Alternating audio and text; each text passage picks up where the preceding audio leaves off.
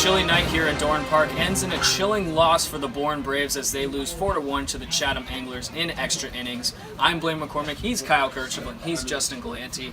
Justin, when you're in these extra inning types of situations and your team is really starting to get fatigued, how do you push yourself mentally on the mound as a pitcher in order to keep going into those extra innings? Well, I think when you're in a game like this, it's 1-1, everybody's pitching so well, I don't think there is fatigue. I think the adrenaline really takes over. I mean, Kyle Marmon threw as well as we've seen him throw all year, sans 3 batters at the end of the 11th inning.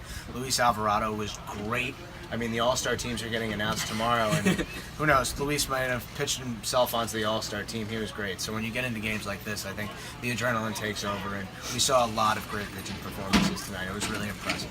Kyle, I want to talk about that bottom of the 9th inning. Bases are loaded, and then Grant Witherspoon comes up and hits a ball almost to Rhode Island out of the ballpark.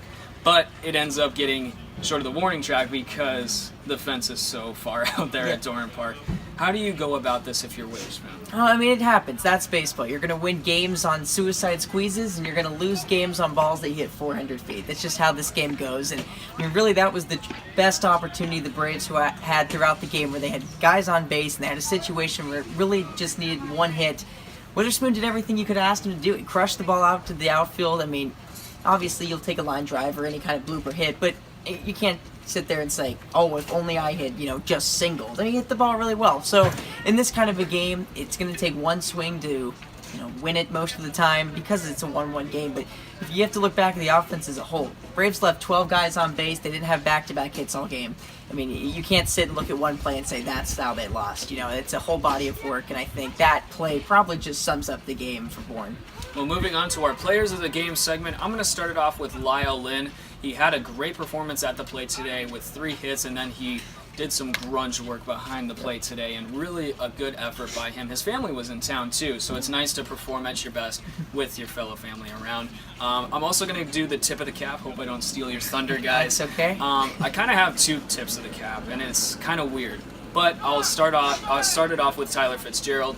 I mean, he had an impressive outing at shortstop today, fielding ground ball after ground ball, and a heck of an effort from him.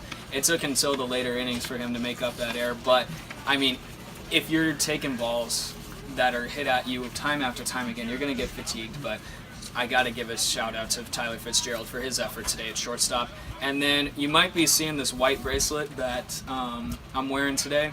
I know it seems a little weird, but Andy Atwood actually came up to me when I was filming, and he was like, hey, I'm going to make you a bracelet. And I was like, okay, cool. So this is actually made from plastic bags. I don't know if you can find this at your local TJ Maxx or Ross or Sephora if they sell them or something like that. It's probably in your local dumpster. Probably. But anyways, Andy, you get my tip of the cap as well. My player of the game is going to be the Bourne starter, Brian Eichorn. I thought he was outstanding over 5 innings, just allowed 1 run, threw a lot of strikes like he always does. And after struggling so mightily in his last start at Wareham, after a great start to the season, it was great to see him get back on the horse today and make it seem like that start against the Gatemen was more of an anomaly than a trend.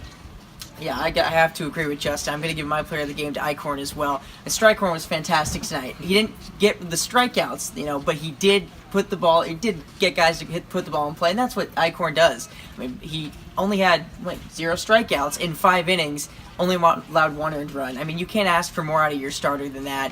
I mean, even if it's not as statistically pleasing as maybe a 5, 6, 7 strikeout game is, he was very effective tonight, was able to go 5 innings and hand things off to the bullpen, who also deserves a tip of the cap. An outstanding job by guys, as we already mentioned, Alvarado. Marmon was great for 95% of his outing, so got to give a tip of the cap to all those guys, and a great start from Eichorn tonight. Kept the Braves in it all throughout, but you leave 12 guys on base, you're not going to win. Well, the Braves look to dig their cleats into the Bourne dirt tomorrow as they will face off against a familiar opponent in the Falmouth Commodores. You can catch these guys on the broadcast, and make sure to tune in for Tomahawk Talk tomorrow night as well. Game time is set for 6 o'clock p.m. here in Bourne.